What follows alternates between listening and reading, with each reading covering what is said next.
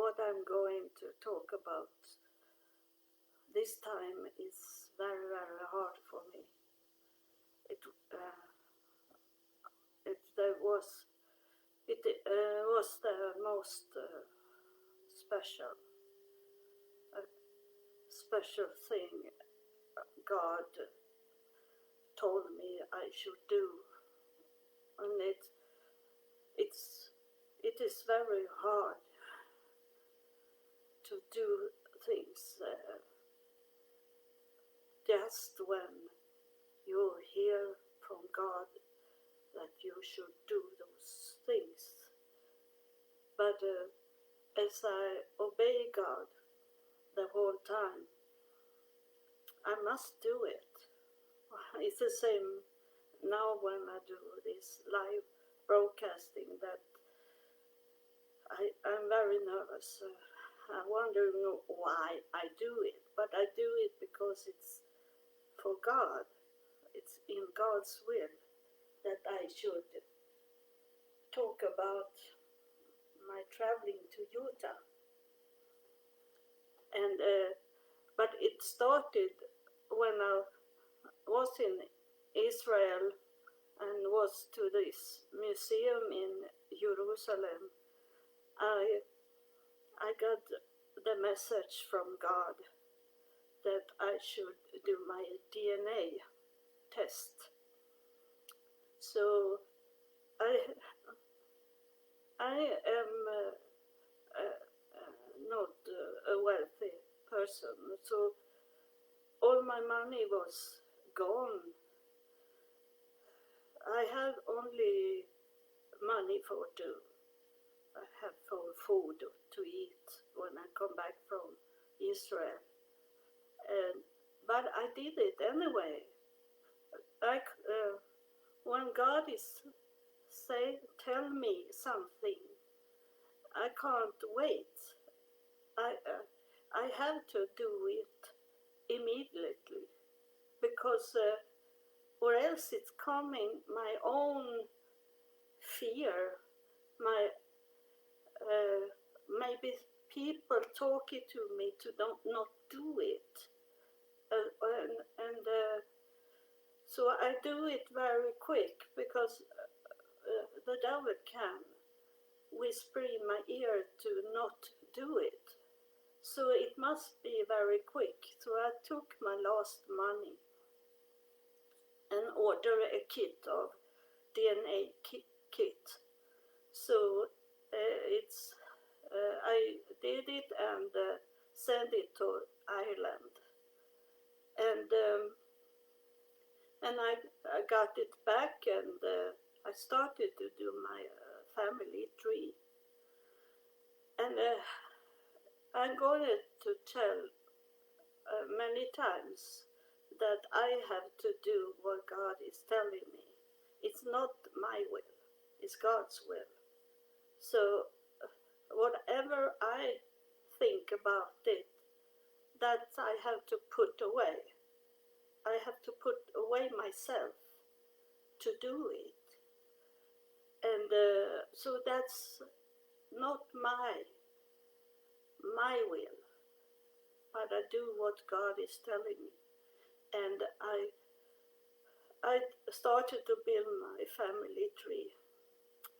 And then one day I was sitting on the bus, and I passed by our Mormon church in our city, and I heard the voice of God telling me, go into that church that I look at.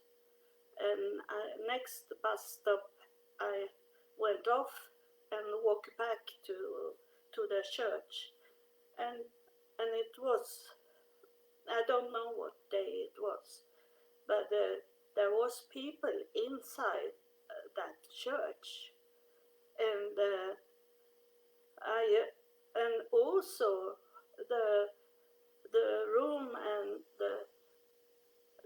their manager for family tree, he was in in that church, and so they let me talk to him about my DNA and family tree, and he said that the Mormon church had the biggest center for family tree research, the biggest base of our ancestors, and family search is the name, and he said that we can help you here because we have access to all the archive there is in the world, so we can. And if you be a member of the church, of our church, you can also sit at home and open up all the archive for your family search. He said to me, and then I have been alone in 20 years and 17 years. So they sounds like they were family friendly, but I know today that they are not so.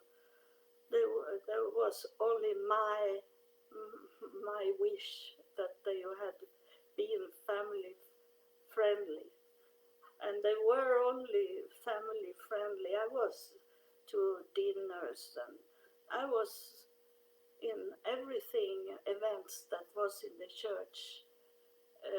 So I felt like that's maybe I can get a family here, and so they say you can be a member here in this church. So this is the dress I had when I baptized me in the Mormon church. And I have been around all the churches in my city, and no one welcomed me in any church. And so this was the only church that welcomed me in. And I know that God wanted me to be there.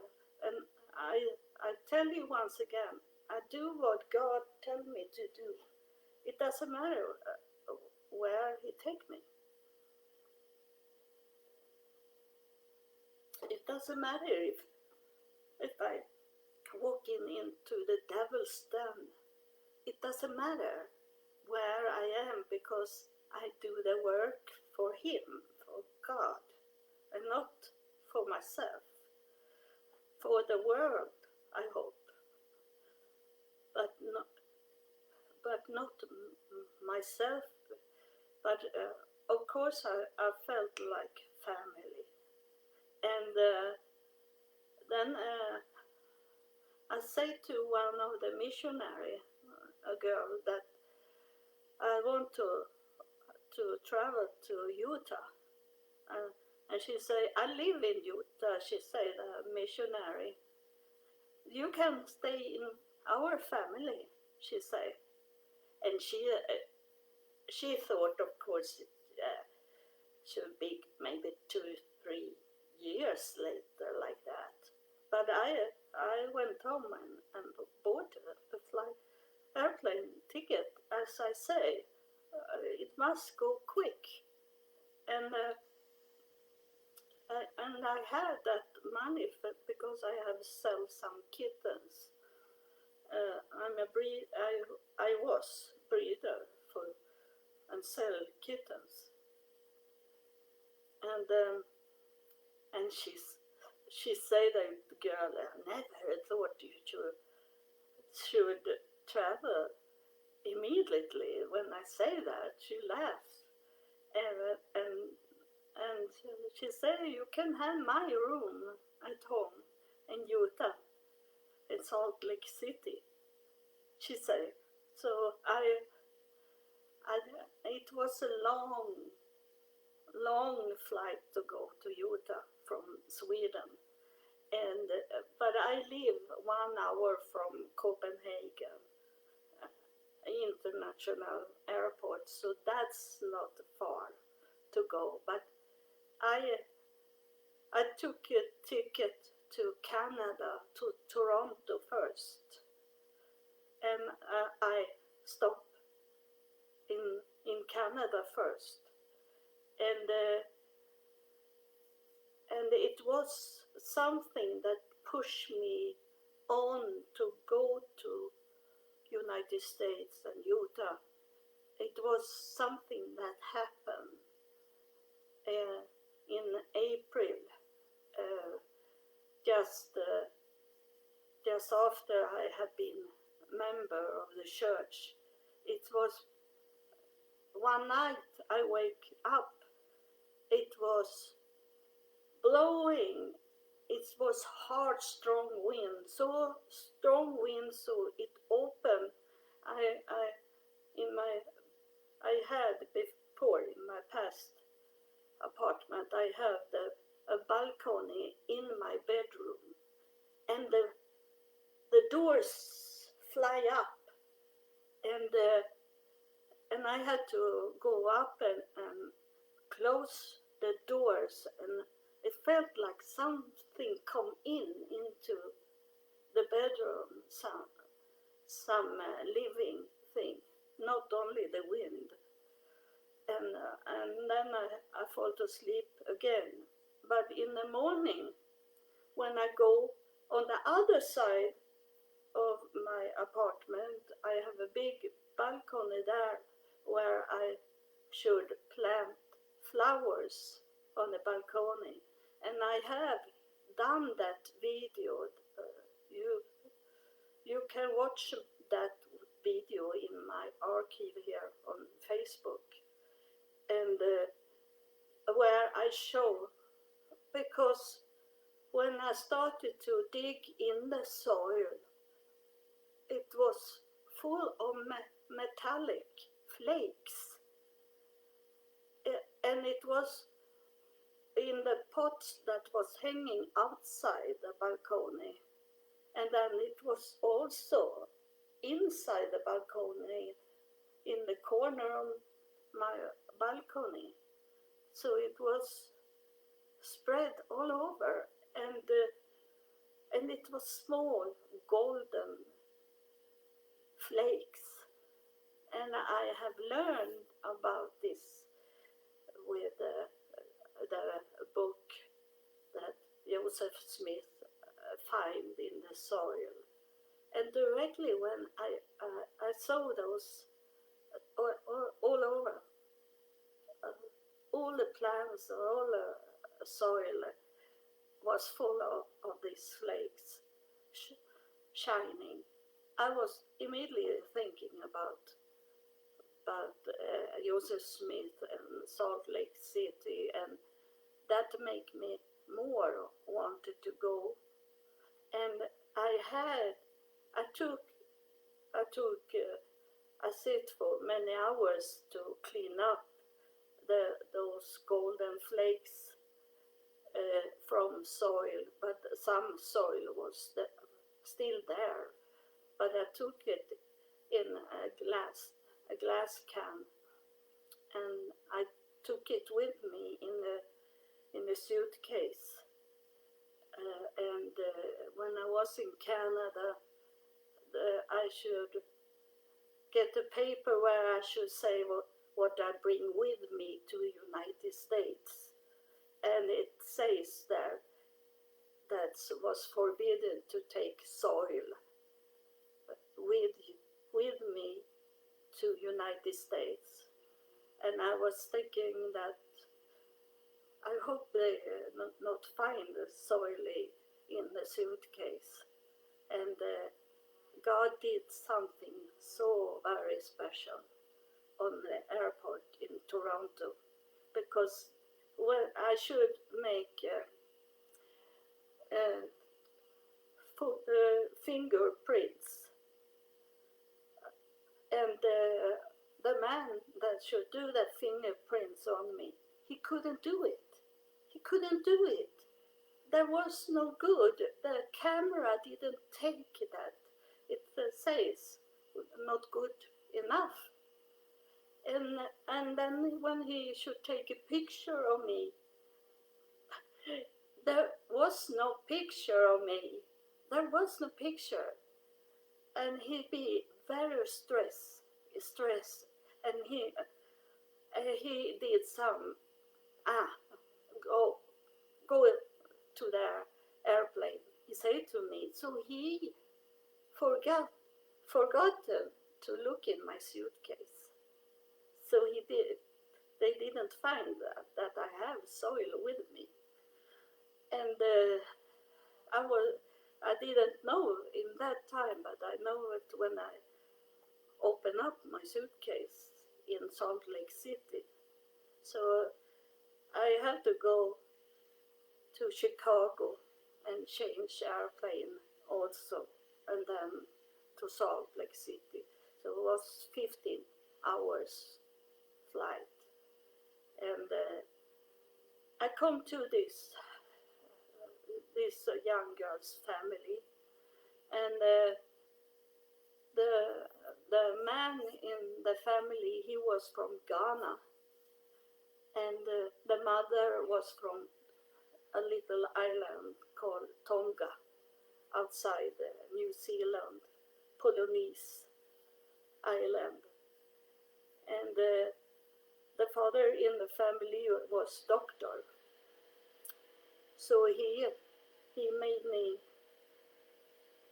let me come to the hospital in Salt Lake City. I was there, and he felt that something special with me, so he wanted me to pray for the people that was in the room. I hope you hear, because we start to work outside here.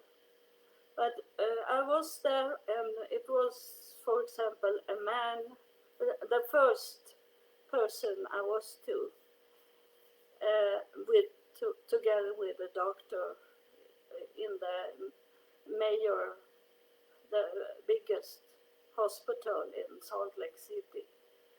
That man had been in a car accident, and he had broke all the bones in his body. He multi-broken legs, and I lay hand on him, and then later on, after 2-3 days, we were back to this man, and the nurse there said, "It's a miracle. This man, he have started to walk with his broken legs, bones, have been healed." And we knew what it was. The nurse didn't know that I lay hand on this man, and it was 2 more people I was allowed to lay hand.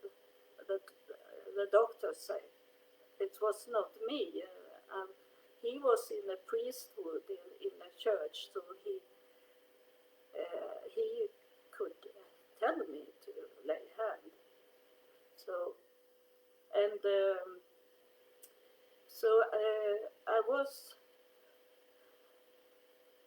They forget in the family, forget that I had just been member of the church, and so they forget. So they took me to parts of the temple that I should not come into. So I got knowledge of the whole temple things, but I was only allowed to be in one area in the temple, but I was everywhere in the secret places also. That's how God do. He opened doors. And they say, oh, forget that you are not allowed here like that.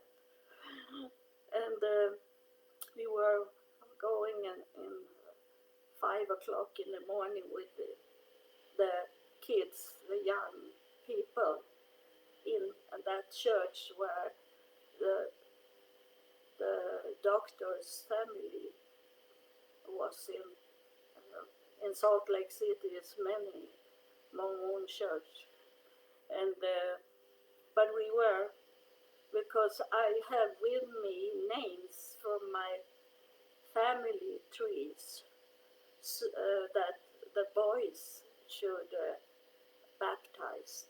They did the man part, and women do the female part of baptism for female. But I am scared of water, so I don't go there. I don't go into the water. But I say that you can lay hand on me and I can do the confirmation. It's what it says. It should be for dead people, but they are not dead. I know. The Mormon Church, I tell you, the Mormon Church have the most of what I know about God and His kingdom. Not everything. I don't agree to everything, but they have most of what is right for me that other churches have not. And but I am not. I can't read everything they want me to read, and I don't know if I stay there in that church. That's only God that wanted me to be there, because when I was in Salt Lake City, they called me from the church office, the biggest church office in the whole world. And they called me because they wanted to meet me in the church office. They knew I was there. That's a little scary things that the Mormon church, they talking behind your back so much, and they know everything you do and say. They are going to tell me that maybe I'll be kicked out of the church because I'm talking now, but I don't care, because if it's so, it's in God's plan for me, and they have not been family for me, so I'm very disappointed. And so I was going to the church office because there was a woman that could speak Swedish. That she was the highest for the youth people, women's youth. She was the highest. She's standing and talking in those big events from the Mormon church. And she had lived in Sweden. So she wanted, but then I had a friend of the family was with me, and she was working there, so she couldn't speak. She couldn't understand Swedish, so Bonnie, she had to talk English, so we didn't speak Swedish. But she showed me, Bonnie, everything in that office. It's huge. It's I don't know, 6-7 floor high up buildings, big, and there was security guard that showed me around when I was walking there, and then Bonnie said, "I will see if the president is here today." She is not so often here in the office, And then I met the highest relief, women's relief, the highest general of all. And I had bring with me that soil in a glass can there.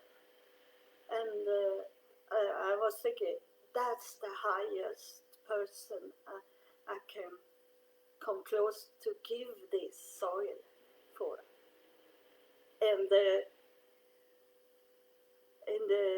I gave her that, the biggest, the highest general, and she looked at me surprised as what, a souvenir from Sweden. But I said to her that you need to analyze this metallic flakes that is in this soil. It's for the church, I say. And when we're standing there, it was Bonnie that for the youth people, and then it was the highest general for women's reliefs. And then we were standing there, and suddenly it come a woman and passed by us, and the general, she say that she have been missionary in Finland, she said, and it was like it was sent from God, because I say to her, Terve, mitä kuuluu? I say that is Finnish. It's the language Finland. They speak like that in Finland, and everyone was surprised that I could speak Finland language, and that woman answered back, but then she hurried away. But I think that God wanted to tell them that this is not the ordinary woman that is here. Because how could it come a woman that had that language that I could speak? Another language. Has it been in Japanese? I have not could say anything. So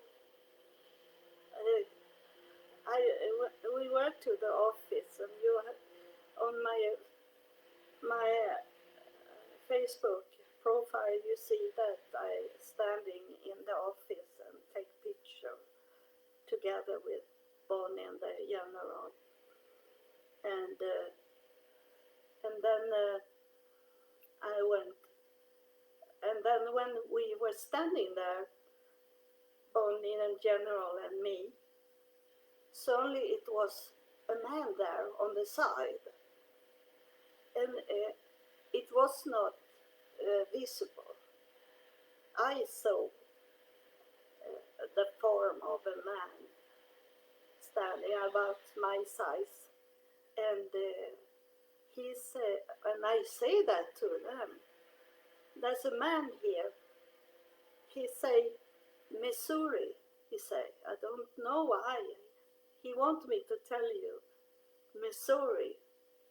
And I think they must have felt him, but they didn't say anything. And I think it was the spirit of Joseph Smith standing there with us.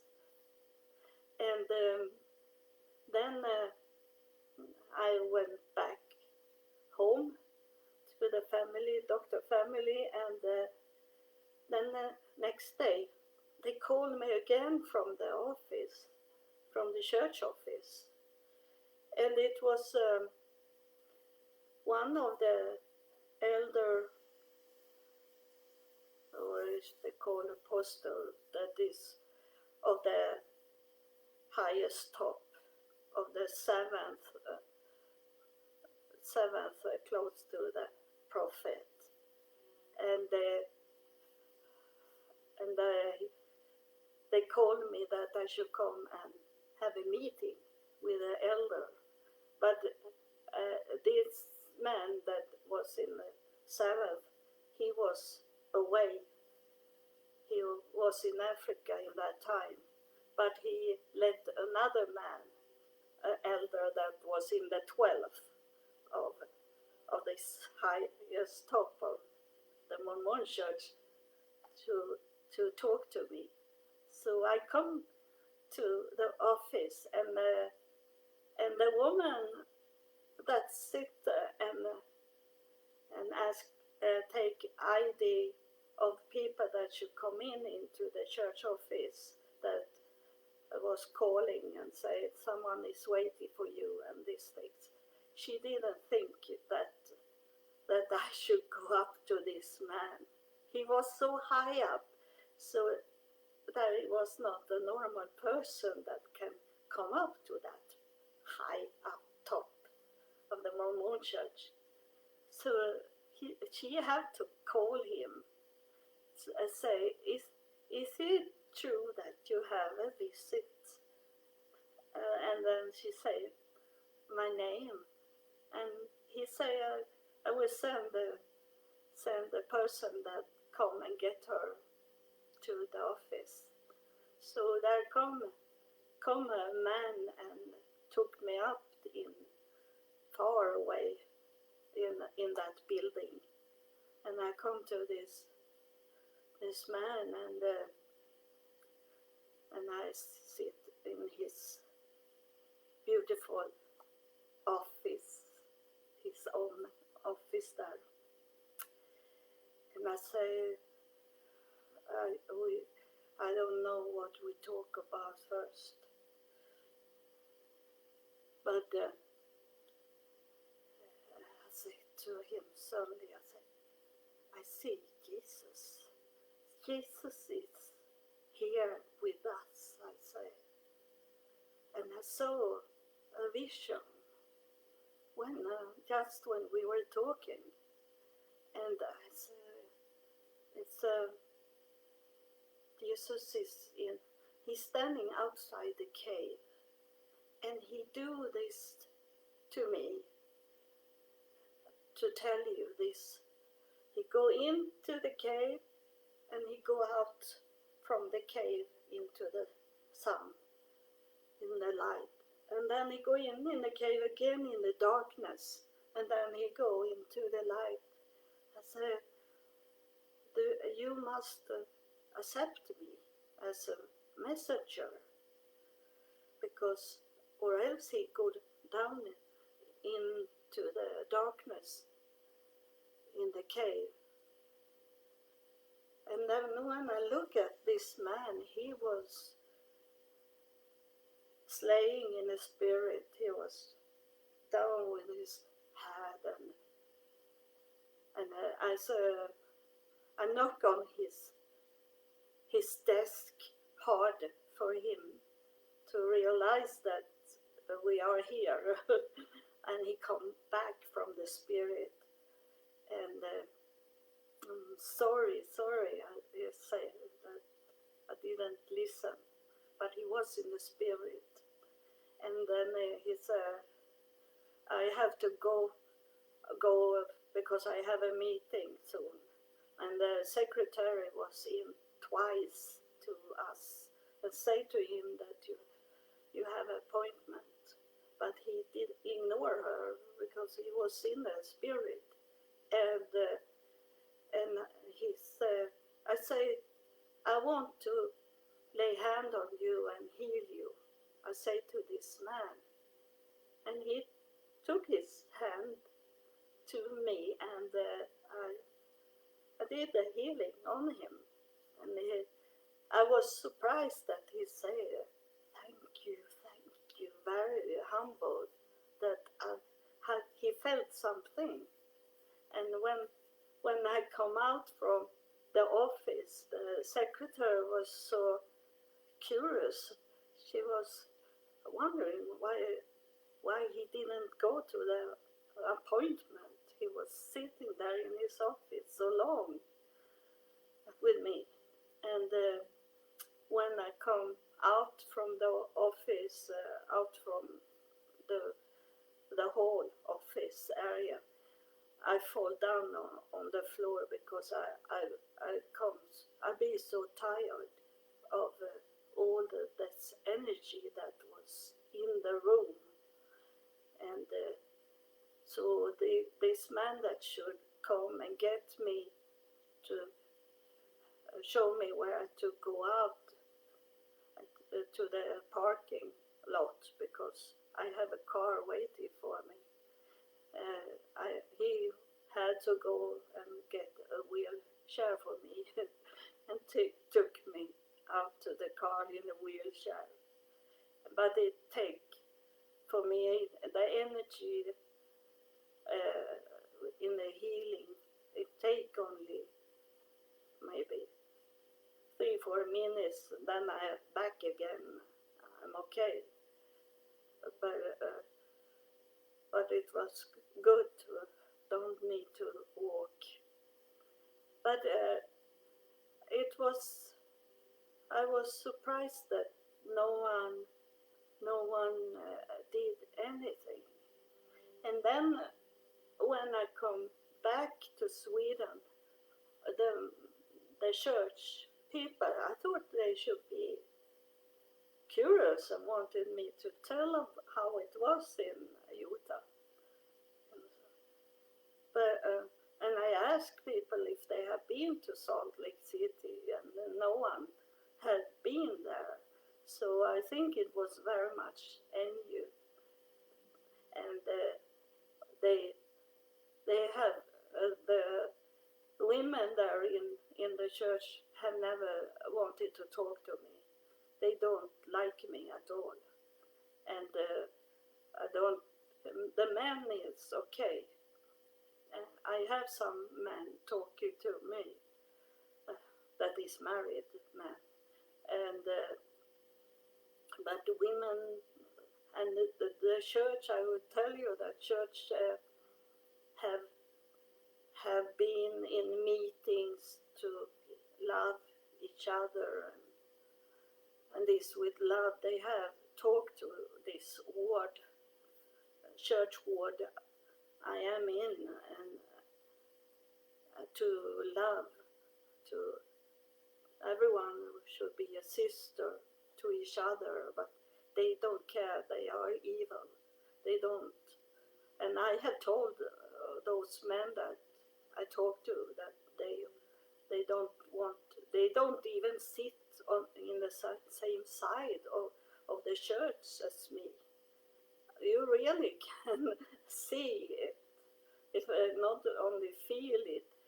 But I say to those men, I say that's like really cold when I go into the ward, when I go into the church.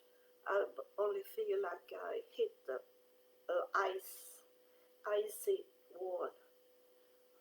That's not nice at all, and I have not been to the church.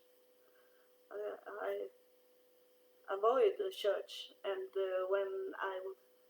when the car drive over me last summer, and I couldn't use my right side for some weeks. No one was there. No one called me and asked how I felt or why I was not in the church. No one. I have to take care of myself. So that was not a family. And I don't know, I wait for God to tell me what to do with this. I have, and like I say, I do this for God.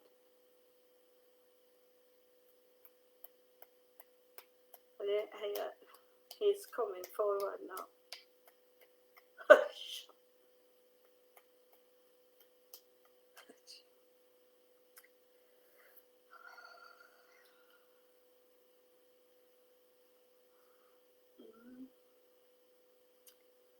What do you want to say about this?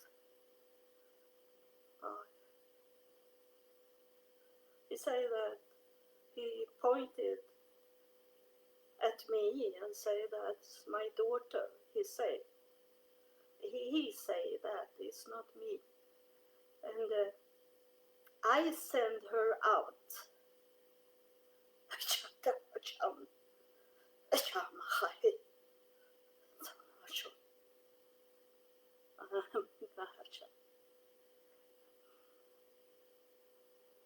It's in my will. It's my will. You should not look at her like an ordinary woman in the flesh. She is my spirit.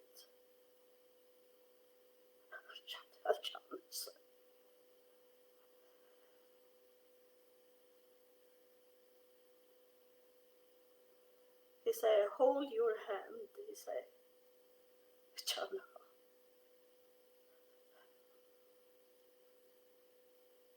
It will come a time, it will come a time, it will come a day when you understand her. This God is talking about me. It's not me.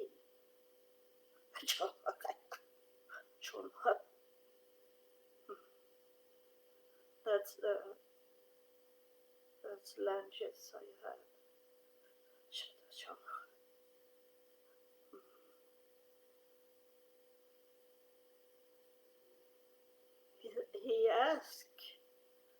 He asked now, why don't you ask her question?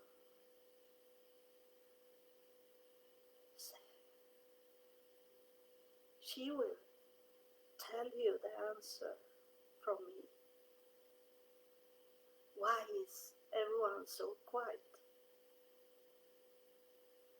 Why is it so quiet?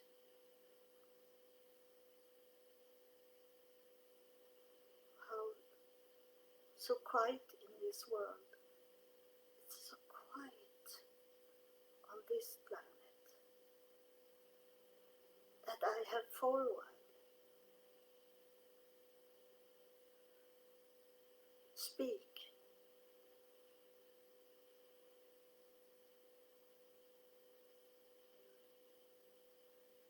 I hear crying. There is much crying. But you have done it on yourself. This crying is not from me. This crying is that you cause it.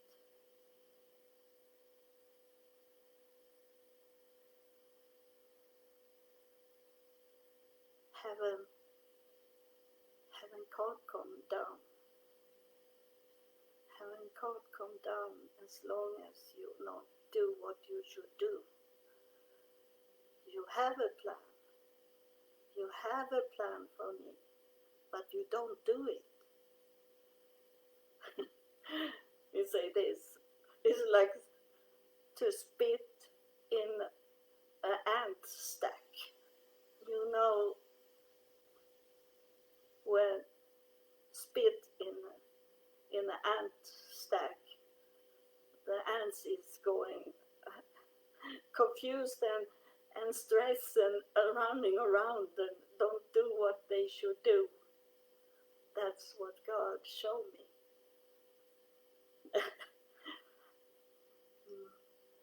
Thank you, God. I hope that we can do those things that we must do for heaven to come down.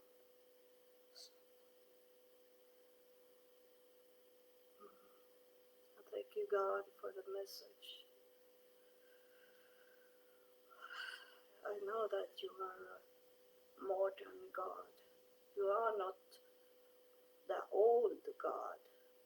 You are the wide spectrum spectrum from the start till the end. You are in all time. You are old, you are here now, and you are the future. Thank you, Lord, for this talking to people. Thank you, Father. And I know that Jesus say that my Father and I am one. That's the same for me. That you see that I attract God to come.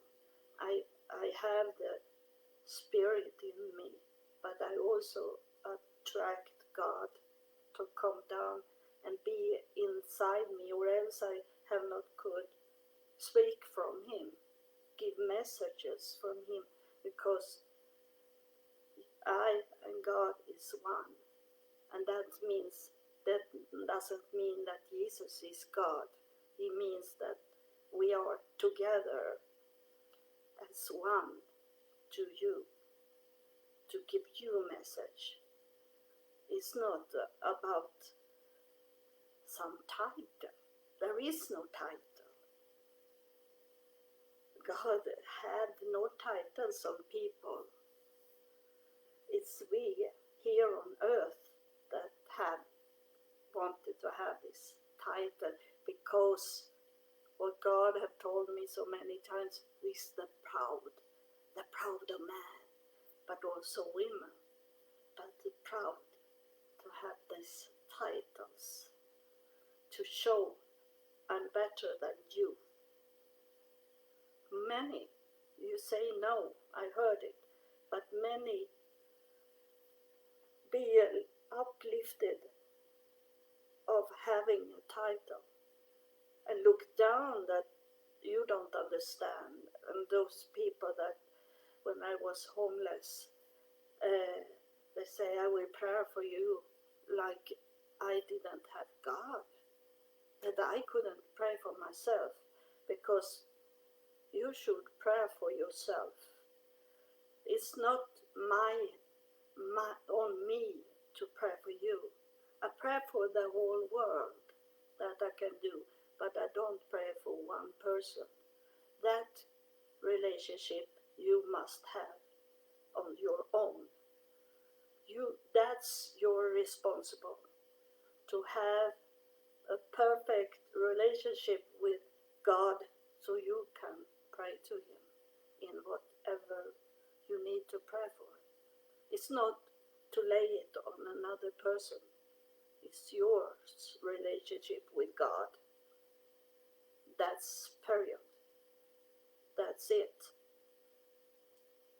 So don't. Now I think it's a long time since a person had asked me to pray, because I have told them, I don't pray for one person. I can pray for a big group, for the whole world, but not for one person. So I thank you for watching this. I hope you get something from my videos that you can bring with you. I want you to be full of God's bread. I want that. I love you and God loves you. We love you. Thank you for watching.